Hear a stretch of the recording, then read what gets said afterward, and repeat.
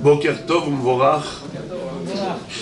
En guise de halacha, je vais dire un petit Dvar Torah, Leilui Nishmat Daniel ben Esther ve Yosef Cohen Zardi, Leilui Nishmat Eli ben Rina, ou Leilui Nishmat Raphaël ben Simcha. Vous savez qu'actuellement, on se trouve dans une période assez délicate, assez tendue sur le plan politique. Am Israël est pointé du doigt partout dans le monde et en particulier en Eretz Israël. L'aspiration de tous nos ennemis, c'est de nous voir, Chazvé Shalom, disparaître.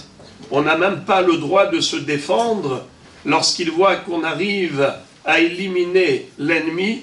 Eh bien, ils veulent nous empêcher absolument d'agir et ils trouvent toutes sortes de prétextes, que ce soit à l'ONU ou n'importe où dans le monde. Aujourd'hui, l'Iran qui lève la tête, qui essaye de défier et ainsi de suite. Bon, on comprend que Am Israël, actuellement, traverse une période particulière. Alors, quelle doit être notre réaction au-delà de la stratégie militaire? Évidemment, Akadosh Baruch Hu nous demande de nous organiser sur le plan militaire. Mais nous le savons que nous, différemment de toutes les nations du monde, le secret de notre force n'est pas en bas. Ça provient de là-haut. Hashem Oshia, Hamelech Ya'anenu Biyom Kor'enu, Ki lo yitosh Hashem Amo Venachalato lo Ya'azov. Akadosh Baruch Hu n'abandonnera jamais son peuple. Jamais un père n'abandonnera ses enfants. Eh bien, on va essayer de réfléchir un petit peu à ce propos.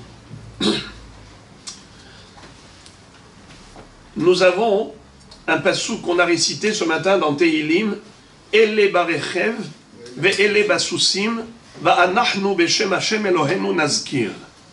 Eux, ils viennent avec leurs chevaux, les autres avec leurs chars, mais nous arrivons avec le nom d'Akadosh Baruch Hu. Vous savez que dans le monde, il y a 70 nations. Et ces 70 peuples sont divisés en deux groupes, en deux catégories. Une catégorie, c'est la descendance de Esav. C'est le monde occidental. L'autre catégorie, c'est Ishmaël, le monde oriental. Abraham Avinu a eu deux enfants, Yitzhak et Ishmaël. Ishmaël voulait tuer Yitzhak. Yitzhak a eu deux enfants, Yaakov et Esav. Esav voulait tuer Yaakov. Donc l'ensemble de l'humanité se répartit de cette manière à ce qu'il y a, en effet, ces deux pôles entre lesquels se trouve Am Israël. Alors regardez, vous savez que les lettres ont une valeur numérique, ce qu'on appelle la Gemataria. Ele barechev, ve ele basusim. Ele, ceux-là, ils viennent avec leurs chevaux. Ele, c'est Aleph, Lamed, He. Lamed a une valeur numérique de 30. He, 5. Ça fait combien? 35. 35 et 35, 70. Alors les 70 nations se divisent en deux. 35 d'un côté, 35 de l'autre. Ele, Aleph, Lamed, He. Le Aleph qui est au-dessus des 35, c'est qui? Eh bien en effet, nous le savons que Dieu a donné aux nations un ange qui les défend, qui les protège, qui plaide en leur faveur au devant du trône céleste. Elle, c'est Aleph Lamed He, c'est-à-dire l'ange qui protège ces 35 peuples. C'est le Sar Shel Ishmaël, l'ange de Ishmaël. De l'autre côté, Ele Basusim, c'est l'ange qui protège les descendants de Esav, les 35 nations issues de Esav. Et les Barechev, c'est vrai qu'eux, ils viennent avec leur arsenal, avec leurs armes, et ils sont impressionnants. Mais nous, qu'est-ce qu'on dit? Va'anachnu, beshem Hashem Elohenu nazkir. Nous, on est rattachés à une force supérieure, une force surnaturelle. C'est Akadosh Baruch Hu lui-même qui a créé le monde, et qui a dit à Abraham, arrête de te focaliser sur l'astrologie, arrête d'observer les constellations, les astres, les étoiles, car toi, je te mets au-dessus de tous. Tu n'auras pas d'enfant naturellement.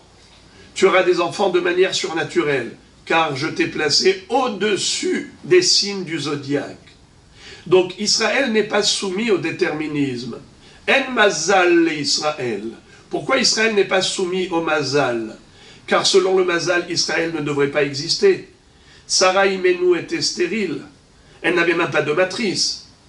Rivka Imenu était stérile. Rachel Imenu était stérile. Comment nous sommes là? Eh bien parce que Dieu a dit à Abraham, je te mets au-dessus et au-delà des règles de la nature. Tu n'es pas soumis à la nature, tu la domines. Alors si nous, Am Israël, comme notre ancêtre, Abraham et ses enfants, Yitzhak et Yaakov, on se branche sur le réseau divin et on est profondément convaincu que notre seule issue de secours, c'est lui, alors en effet, il nous montrera des miracles, comme il a fait à Purim, comme il a fait à Pessah. Nous sommes actuellement entre les deux fêtes, entre Purim et Pessah. Rashi dit que pourquoi Mishenichnas Adar Marbim Besimcha? Quand arrive Adar, on doit se réjouir, se remplir le cœur de joie. Pourquoi? Parce que nous sommes ben Geoula les Geoula, entre une délivrance et une autre. Car Purim et Pessah, Yemen Nissim les Israël, c'était des jours de miracles pour le peuple juif. Quelle est la différence entre la délivrance de Purim et celle de Pessah? C'est qu'à Pessah, la sortie d'Égypte, ça s'est fait de manière éclatante. Akadosh Baruch Hu a fait tomber sur les Égyptiens les 10 plaies de manière miraculeuse et surnaturelle. Car l'eau s'est transformée en sang pour les Mitzriim, c'est resté de l'eau pour les Bnei Israël. Et ainsi de suite, la terre s'est transformée en pouille, les 10 plaies que vous connaissez, qu'on raconte longuement pendant le Seder de Pessah. Ils sortent d'Égypte, ils arrivent devant la mer Rouge. Eh bien, elle s'ouvre.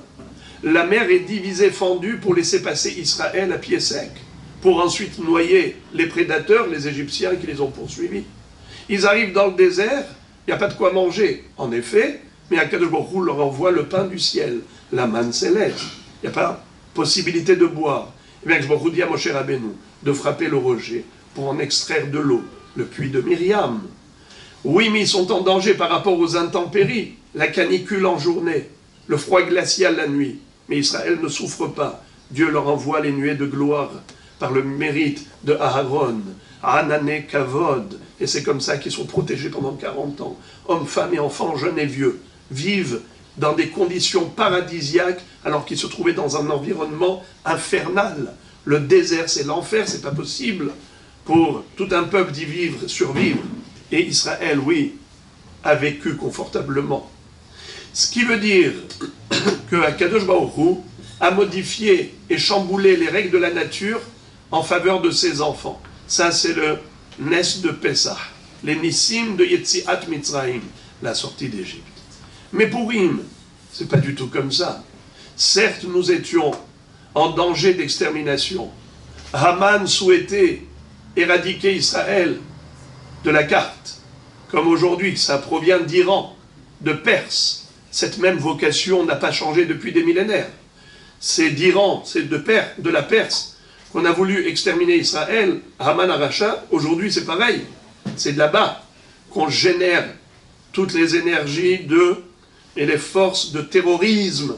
Qui est-ce qui alimente le terrorisme dans le monde entier? C'est l'Iran, mais dans un seul but. Leur objectif, c'est indirectement des tentacules pour arriver à Israël, que ce soit par le nord ou par le sud, que ce soit par la Syrie, que ce soit par le Hezbollah, que ce soit n'importe où, le Hamas, tout cela, c'est alimenté par les mêmes ennemis. Mais quoi? Akadosh Baruch Hu, qu'est-ce qu'il a fait à Purim? Il n'a pas chamboulé les règles de la nature, mais il a montré beaucoup plus. C'est que, au travers de la nature, il protège Israël. Car, naturellement, il a éliminé Vashti en faisant tomber Ahashverosh dans l'ivresse, qui va la solliciter et elle va refuser de venir devant tout le monde comme il lui a demandé, dépourvue de vêtements, et en effet, c'est comme ça qu'il va l'éliminer, pour laisser la place à qui? À Esther, à Malka. La reine Esther est arrivée au palais royal avant même que Haman ne monte au pouvoir. Nos maîtres de dire, Akadosh Baruch Hu, Makdim Refu'a la Maka.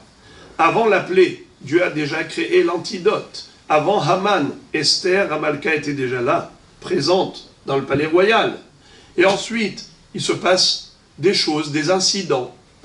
Il y a eu 2 gardes du corps, Bigtan et Teresh, qui ont comploté d'empoisonner le roi. Et comme par hasard, Mordechai était là. Il a entendu, il en a fait part à Esther.